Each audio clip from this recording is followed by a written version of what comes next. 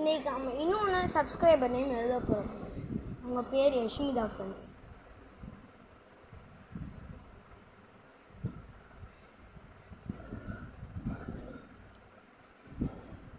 எல்லோரும் நினைக்காங்க எப்படி இவங்க பேரை மட்டும் அவங்க கரெக்டாக எழுதியிருக்காங்க அப்படின்னு நினைக்காங்க. பிகாஸ் இவங்களாம் என் பக்கத்தில் இருக்கிறவங்க, அவங்க தான் என்னை ஃபஸ்ட்டு சப்ஸ்கிரைப் பண்ணியிருக்காங்க ஃப்ரெண்ட்ஸ்.